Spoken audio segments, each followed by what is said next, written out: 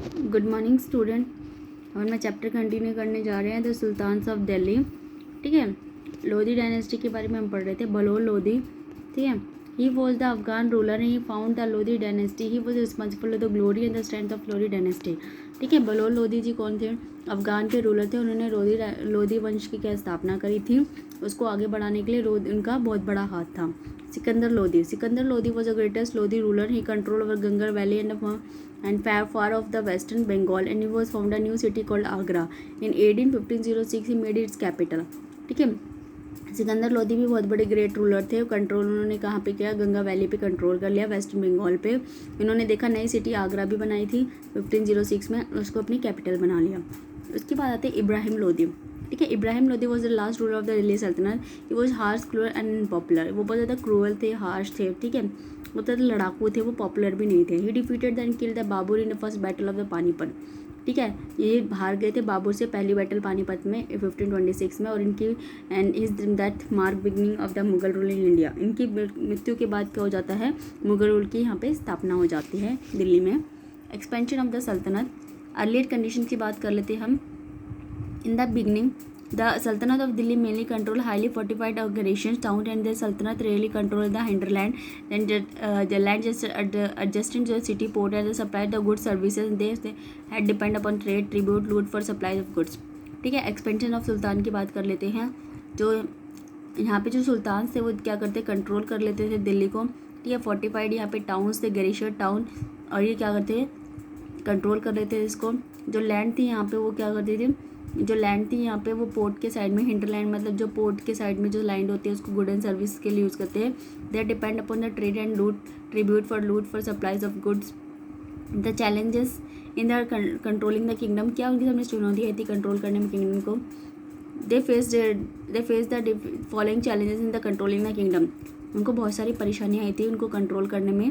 ठीक है, पहली थी to control the distance place was difficult task to controlling a Ghazian town Bengal Sindh from the capital of Delhi and was difficult। ठीक है, दूर place से डिस्टेंस से डिफिकल्ट था उनको कंट्रोल करना। गैशियस टाउन को, बंगाल को, सिंध को, कैपिटल को, दिल्ली को, तो डिफिकल्ट था उनके लिए कंट्रोल करना इतना लंबा। ठीक है, rebellions, war and bad weather created obstacle in communication roads. ठीक है, बार बार लगातार वॉर होने के कारण, विद्रोह के वॉर होने के कारण, लड़ाइयाँ होने के कारण और खराब मौसम के कारण उनका कम्युनिकेशन रूट में बहुत ज़्यादा परेशानियाँ आ रही थी। The kingdom always felt danger Mongol invention from Afghanistan. ठीक है, किंगडम को हमेशा डर लगा रहता था कि मंगोल आक्रमण ना कर दे अफगानिस्तान से। ठीक है, the governor could rebel any sign of the sultan weakness. ठीक है, जो गवर्नर था वो क्या करते थे? विद्रोह छेड़ देते थे सुल्तान की कमियां जान के। The expansion of the sultanate became possible mainly during the region of Ghiyasuddin Balban, Alauddin Khilji and Mohammad bin Tughlaq. ठीक है, जो एक्सपेंशन हुआ था वो 3 लोगों के बीच में हुआ था, ज़्यादा उस समय ज़्यादा किया था उन्होंने, गैसुद्दीन बलबन, अलाउद्दीन खिलजी एंड मोहम्मद बिन तुगलक। ठीक है, इन तीनों जो शासक थे, इन तीनों के शासक के समय ही बहुत ज़्यादा एक्सपेंशन हुआ था सल्तनत पीरियड में। ठीक है, the expansion of the campaign, उन्होंने कैंपेन कैसे एक्सपेंशन किया? द सल्तनत adopted 2 sets of campaign along with internal fronting, campaign along the external fronting. ठीक है, 2 सेट्स उन्होंने कैंपेन के रखे थे, एक इंटरनल और एक एक्सटर्नल। इंटरनल कैंपेन फ्रंटियर्स में क्या था? Internal frontier Sultan means the frontier along with the garrisons towns and they were controlled by the Sultan. Gradually the Sultan became the consular hinterland garrison town। ठीक है, internal frontiers का मतलब ये होता है जो ये गैशियर टाउन्स थे, जो वहाँ के जो बाज़ार वगैरह थे, वो किस पे सुल्तान कंट्रोल करेगा और ये उन पे हिंटरलैंड पे भी कंट्रोल करेगा। ठीक है, in the process the forest were cleared by Yamuna Ganga डोम and the hunter gather pastoralists were explain the habited. ठीक है, इस प्रोसेस में जो वहाँ पे फॉरेस्ट को क्लियर कर दिया गया गंगा यमुना डोम के पास, और जो हंटर गैदर थे, पेस्टलाइज थे, वो यहाँ पे रहने लग गए। दिल्ली सल्तनत were the interested in the cutting down the forest in expansion of agriculture land. Delhi सल्तनत के लोग किसमें फॉरेस्ट को साफ कर और एग्रीकल्चर लैंड बढ़ा दी थी। The clear land were given to the peasants and thus the agriculture encouraged. Even today the deforestation occurs in the same area। आज के समय में हम देखते हैं वहाँ पे डिफॉरेस्टेशन, पेड़ों की कटाई बहुत ज़्यादा हो रही है। ठीक है, the sultans are also establishing new fortified towns and protect the trade route and promote the region's trade। ठीक है, हम लोग देखते हैं यहाँ पे सुल्तान थे, उन्होंने नए 40 यहाँ पे टाउन्स यहाँ पे कर लिए ट्रेड को प्रोटेक्ट करने के। ठीक है, तो ट्रेड रूट उन्होंने बना लिए, ठीक है। एक्सटर्नल फ्रंटियर से देख लेते हैं। This means the external frontier by the sultan, the expansion of the external frontier sultan, military expedition in the south India started was Alauddin Khalji, Mohammad Tughlaq and took the new heights, ठीक है। एक्सपेंशन एक्सटर्नल फ्रंटियर्स में हमने देखा सल्तनत और military expenditure south में बहुत ज़्यादा बढ़ा दिया अलाउद्दीन खलजी ने, मोहम्मद तुगलक ने, और ये इनको नई ऊंचाइयों पे ले गया। During this campaign, the Sultanate army captured the horses, elephant and the slaves. These carried away the gold jewelry with them.